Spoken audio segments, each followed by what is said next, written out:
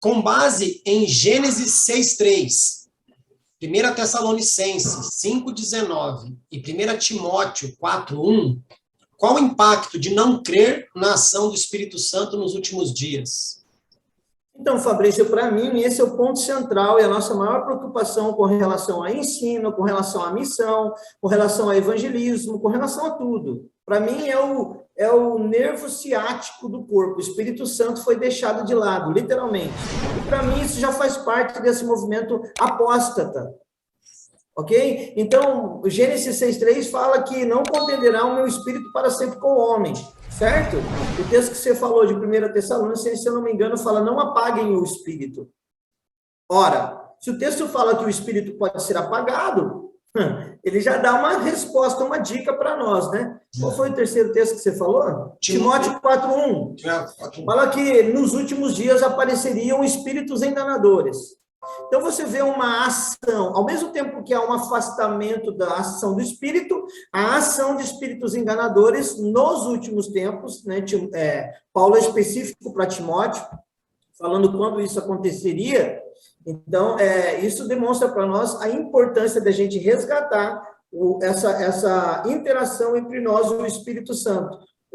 Acho que o protocolo mais importante entre nós é essa parceria do homem com o Espírito Santo. Certo? Nós temos a teologia cessacionista, né, que dá a ideia de que não existe mais a ação do Espírito, mas se você for se aprofundar, não tem lógica, porque um texto que eu posso dar, texto de Efésios, que fala sobre a igreja chegando à estatura do varão perfeito, a perfeita varonilidade, ela dá o prazo de validade, nos indicando até quando vale os ministérios, né?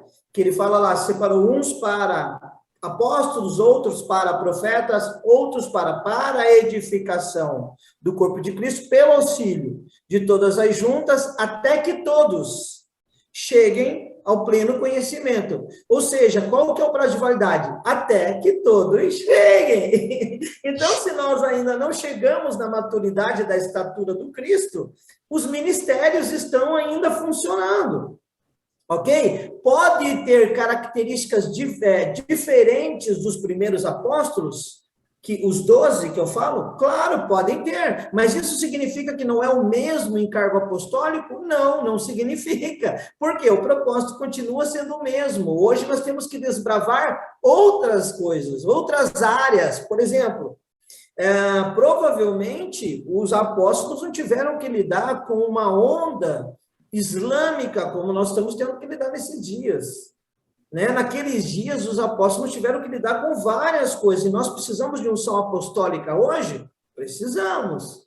Tem muitos lugares onde nós não entramos, porque o ministério apostólico perdeu o seu vigor por causa da falta do Espírito Santo. Então, para mim, clamar para que o Espírito Santo seja ativo e manifesto, e é muito interessante essa palavra, manifesto. Porque se você for estudar um pouquinho sobre essa questão do invisível se tornar visível, porque existem dimensões diferentes, você vai perceber que a cultura hebraica acreditava que, no mínimo, existem 4 momentos e formas do invisível se tornar visível, que é emanação, formação, criação e manifestação. Então, a emanação é um estágio onde todo o poder espiritual ela é invisível. A formação é um estágio que já está aqui, ó, já tem uma parceria nessa, que eu chamo da janelinha entre o invisível e o visível, que é o jardim ou a arca da aliança, aqui. Né? Quem é que faz esse trâmite para que essas coisas elas sejam processadas em nós? É os 5 sentidos? Não, é o Espírito Santo. É o Espírito Santo que faz essa gestão, certo? É ele que foi deixado para nos conduzir de lá para cá e daqui para lá. Então, sem ele, é impossível fazer qualquer coisa.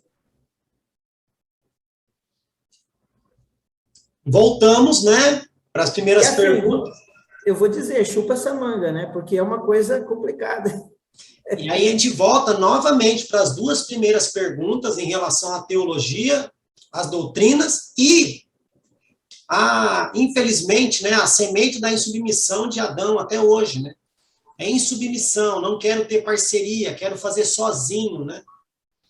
A questão da substituição também, né? O que a gente faz quando a gente não tem original? A gente compra um falso. Não é verdade? Você trabalha na área de informática aí, eu garanto que os maiores BO que você tem de hardware, software, é porque os caras usam coisa falsa, coisa que não é original. Não é isso? Xing Ling. É, Xing Ling. Então, imagina no mundo espiritual isso. Se você não tem o original, vai usar um falso, o que vai dar? O hardware vai estourar, o software não vai funcionar, o HD vai entrar em pane. Então, é isso que acontece. Na ausência do espírito, você começa a inventar um monte de moda. E o pior é quando dá certo, porque tem algumas que parece que dá certo, mas a longo prazo, filho, é uma desgraça. Como você disse, chupa essa manga. Sem o Espírito Santo, não dá. Ele é um amigo fiel, ele era um maravilhoso conselheiro. Ele ficou para ensinar todas as coisas, né? E se eu não quero ensino, eu aprendo qualquer coisa. Às vezes as pessoas perguntam para mim, Fabrício, quem é a tua cobertura? Eu falei, é que Jesus deixou, o Espírito Santo. Amém. Ele falou, eu vou deixar uma cobertura para vocês, o nome dele é Espírito Santo. Ah, então você não se submete a ninguém? Eu não sou insensato, eu não sou tolo. Para o meu próprio bem, eu preciso do conselho de amigos, do conselho de pessoas, mas eles são deuses para mim, a quem eu me submeto cegamente? De maneira nenhuma. Coisas secundárias, né? Claro. São importantes, mas secundárias. Sim. Só que inverteu-se os valores, né? Sim. Na ausência, é aquilo, na ausência de um pai, você tem que ter um padrasto, filho. Amém.